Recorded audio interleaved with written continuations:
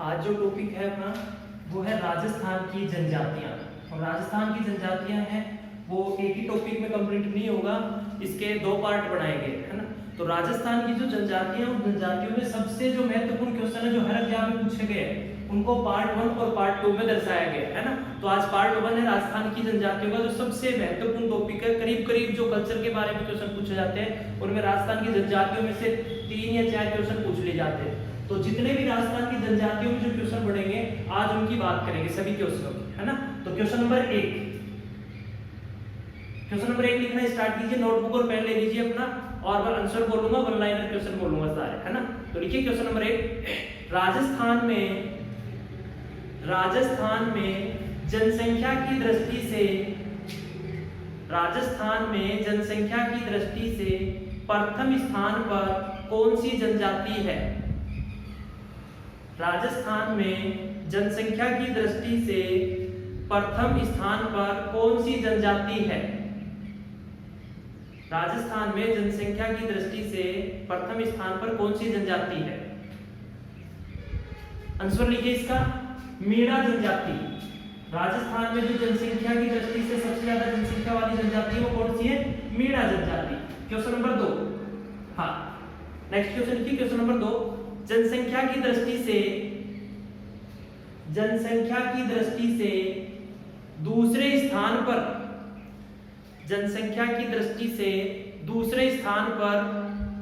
राजस्थान की सबसे बड़ी जनजाति।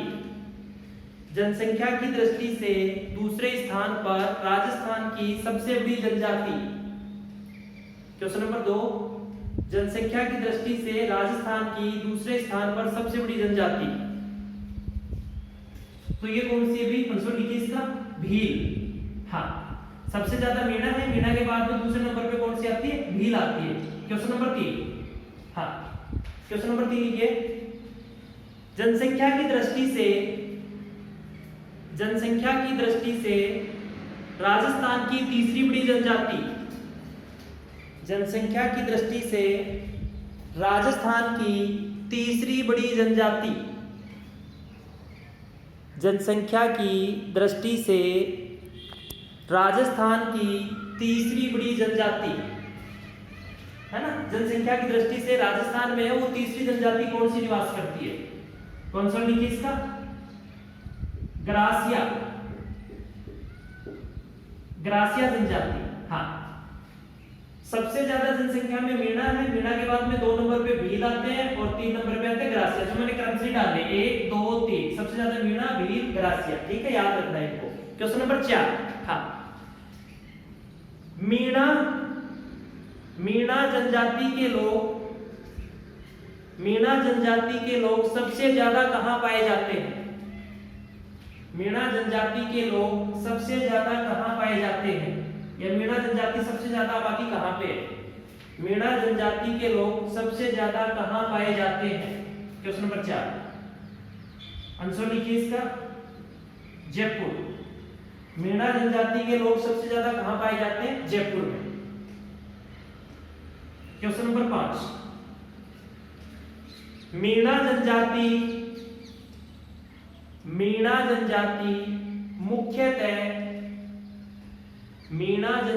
मुख्यतः कितने भागों में बटी हुई है।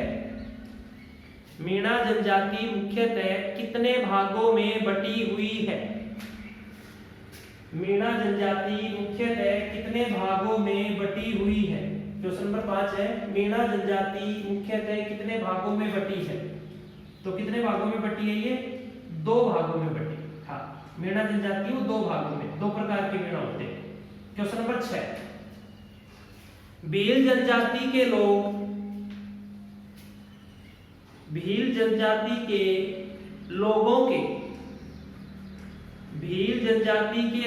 के घर क्या कहलाते हैं।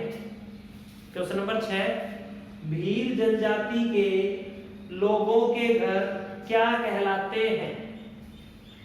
भील जनजाति के लोगों के घर क्या कहलाते हैं।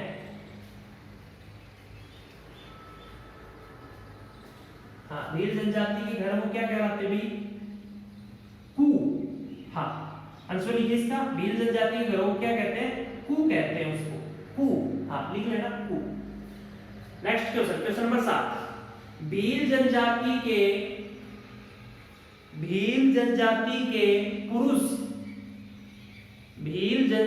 के पुरुष कमर पर जो वस्त्र लपेटते हैं, भील जनजाति के पुरुष कमर पर जो वस्त्र लपेटते हैं वह क्या कहलाता है? भील जनजाति के पुरुष कमर पर जो वस्त्र लपेटते हैं वह क्या कहलाता है? Question number 7। भील जनजाति के पुरुष कमर पर जो वस्त्र लपेटते हैं वो क्या कहलाता है? क्या कहते हैं उसको? आंसर लिखिए। खोयतू। किस नाम से जानते हैं उसको? खोयतू के नाम से जानते हैं। Question number 8। भील जनजाति में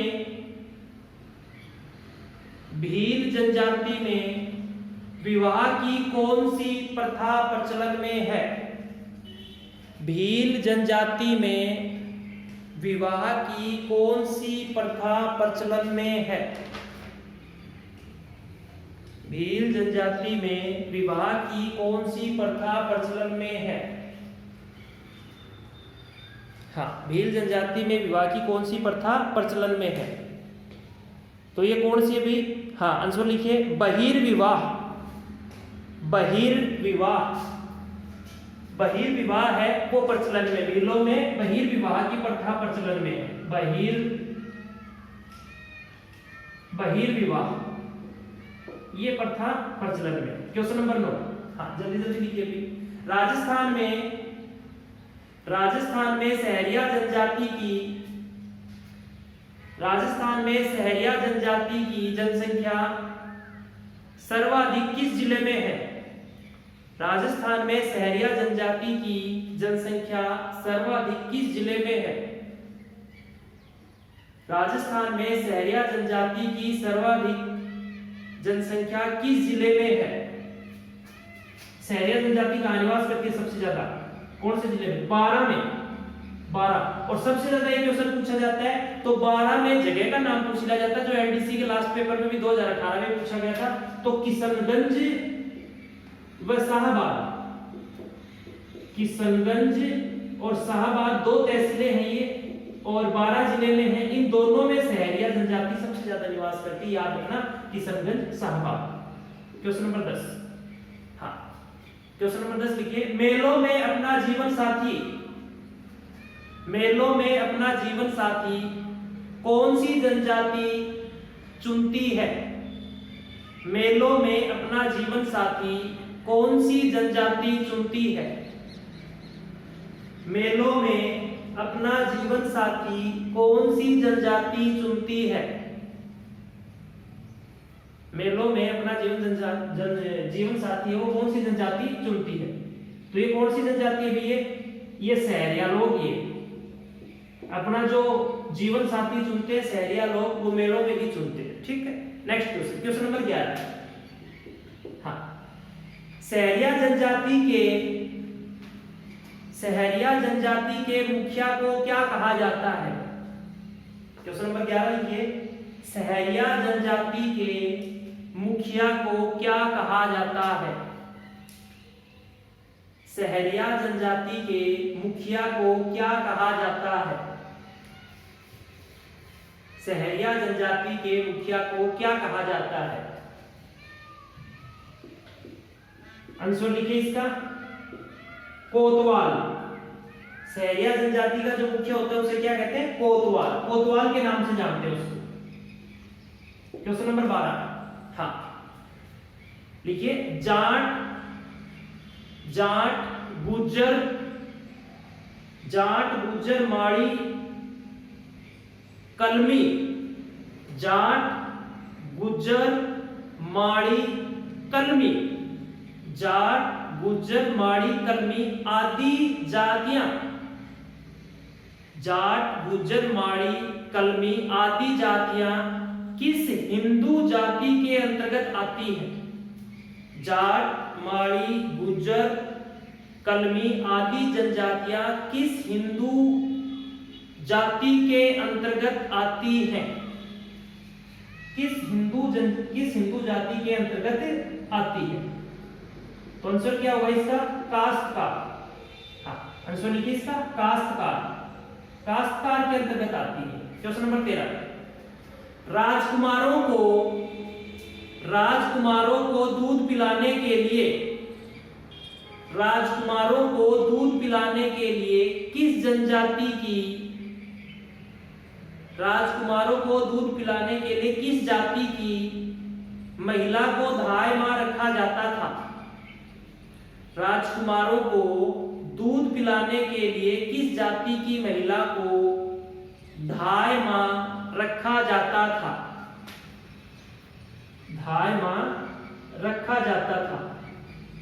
तो आंसर क्या होगा इसका? गुर्जर जाति। गुर्जर जाति की जो महिला थी उसको धायमा के रूप में राजा रजवाड़ों के समय में और राजकुमारों को दूध पिलाने के लिए रखते थे। क्वेश्चन नंबर 14, बीकानेर के संस्थापक राव बीका ने बीकानेर को स्थापित किया। बीकानेर के संस्थापक राव बीका ने बीकानेर को स्थापित किया तो किस जनजाति मत करना, किस जाति ने उनका सहयोग किया? क्वेश्चन वापस सुन लेना 14 का। बीकानेर के संस्थापक राव बीका ने बीकानेर को स्थापित किया तो किस जाति ने उनका सहयोग किया? किस जाति ने उनका सहयोग किया? बीकानेर को स्थापित करने में राव बीका का सहयोग करने वाली जाति कौन सी थी? तो आंसर लिखिए इसका जाट। जाट जनजाति थी, है ना? जाट जाति थी, जनजाति नहीं है, जाट जाति थी। क्वेश्चन नंबर 15, डामोर जनजाति किस जिले में सर्वाधिक पाई जाती है? डामोर जनजाति किस जिले में सर्वाधिक पाई जाती है? क्वेश्चन नंबर 15 है, डामोर जनजाति किस जिले में सर्वाधिक पाई जाती है? डामोर जनजाति किस जिले में सर्वाधिक पाई जाती है? आंसर लिखिए इसका डूंगरपुर में। डामोर जनजाति कहां पाई जाती है? डूंगरपुर में। क्वेश्चन नंबर 16, सांसी जनजाति किस जिले में पाई जाती है? सांसी जनजाति किस जिले में पाई जाती है? क्वेश्चन नंबर 16 है, सांसी जनजाति किस जिले में पाई जाती है?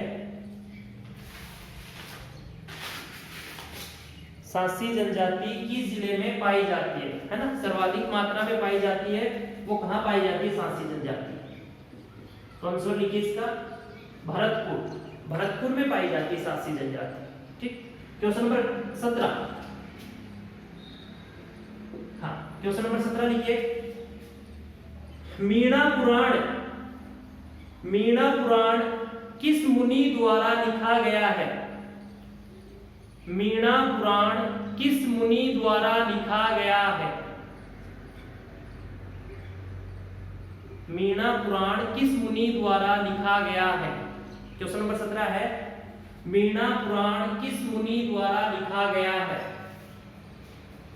हाँ, तो मुनि कौन थे ये? मुनि मगर सागर। मुनि मगर सागर है, उन्होंने ये मीणा पुराण लिखा है। क्वेश्चन नंबर 18, हाँ क्वेश्चन नंबर 18 देखिए, सांसी जनजाति की कितनी उपजातियां हैं? सांसी जनजाति की कितनी उपजातियां हैं? हाँ, सांसी जनजाति की कितनी उपजातियां हैं? तो सांसी जनजाति की उपजाति कितनी है भाई? आंसर लिखिए इसका 2। तो सांसी जनजाति की उपजातियां हैं वो कितनी है? 2 है। हाँ, नेक्स्ट क्वेश्चन लिखिए, क्वेश्चन नंबर 19। हाँ, क्वेश्चन नंबर 19 लिखिए भाई।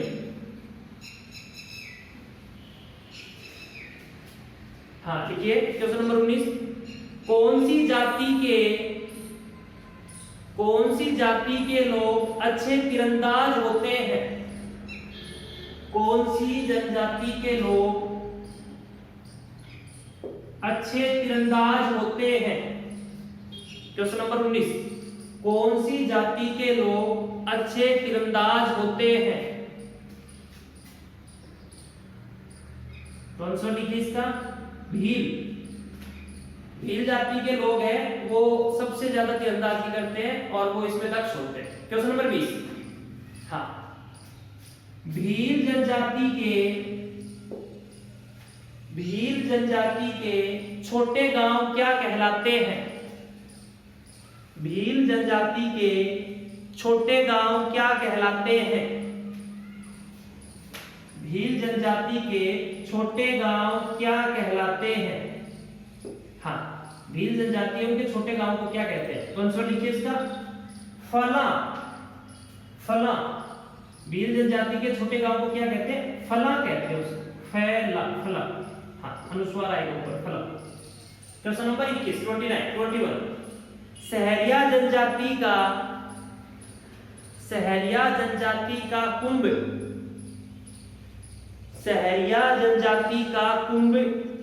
किसे कहा जाता है? सहरिया जनजाति का कुंभ किसे कहा जाता है? सहरिया जनजाति का कुंभ किसे कहा जाता है? हाँ तो ये है सीताबाड़ी का मेला। आंसर लिखो इसका, सहरिया जनजाति का कुंभ किसको कहते हैं? सीताबाड़ी का मेला। सीताबाड़ी का मेला लगता है 12 में। सहरिया जनजाति का कुंभ कहते हैं सीताबाड़ी का मेला, और सीताबाड़ी का मेला है 12 में लगता है ना, तो ये इसको सहरियों का कुंभ कहते हैं। क्वेश्चन नंबर 22, सहरिया जनजाति की बस्ती क्या कहलाती है? सहरिया जनजाति की बस्ती क्या कहलाती है? क्वेश्चन नंबर 22, सहरिया जनजाति की बस्ती क्या कहलाती है? सहरिया जनजाति की बस्ती क्या कहलाती है? तो आंसर लिखिए उसका ग्राम। सहरिया जनजाति की बस्ती को क्या कहते हैं? ग्राम कहा जाता है उसको। Next question number 23, question number 23 लिखिए, कंजर जनजाति की महिलाएं कमर पर जो वस्त्र पहनती हैं, कंजर जनजाति की महिलाएं कमर पर जो वस्त्र पहनती हैं उसे क्या कहा जाता है? कंजर जनजाति की महिलाएं कमर पर जो वस्त्र पहनती हैं उसे क्या कहा जाता है? कंजर जाति की जो महिलाएं कमर पर जो वस्त्र पहनती हैं उसे क्या कहा जाता है? हाँ आंसर लीजिए इसका, आंसर होगा खुसनी। कंजर जनजाति की महिलाएं जो कमर पर वस्त्र पहनती है उसे क्या कहते हैं? खुसनी कहते हैं उसको, खुसनी। क्वेश्चन नंबर 24, हाँ साहबुद्दीन गोरी, वापस सुन लेना, साहबुद्दीन गोरी लिख देता हूं मैं, साहबुद्दीन गोरी। हाँ ये साहबुद्दीन गोरी के समय जो बागवानी करने के कारण, साहबुद्दीन गोरी के समय जो बागवानी करने के कारण माली कहलाए वे कौन है? साहबुद्दीन गोरी के समय जो बागवानी करने के लिए माली कहलाए वो कौन है?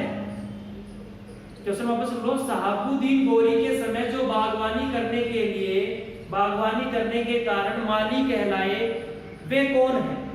साहबुद्दीन गोरी के समय में जो बागवानी करने के कारण माली कहलाए वे कौन है? तो वो कौन अभी? क्षत्रिय। हाँ आंसर लिखो, क्षत्रिय। वो क्षेत्रीय हैं। शाहबुद्दीन गौरी के समय में जो और माड़ी कहलाए थे या बागवानी करते थे, माड़ी कहलाए, वो कौन है एक्चुअल में? क्षेत्रीय है। Question number 25। हाँ देखिए, मीणा समुदाय के लोक देवता कौन है? मीणा समुदाय के लोक देवता कौन है? मीणा समुदाय के लोक देवता कौन है? हाँ, मीणा समुदाय के लोक देवता कौन है? तो मीणा समुदाय के लोक देवता कौन है अभी? बुझ देवता, बुझ, हाँ बुझ देवता है वो मीणा समुदाय के लोक देवता माने गए या माने जाते हैं। Question number 26। Herbert resale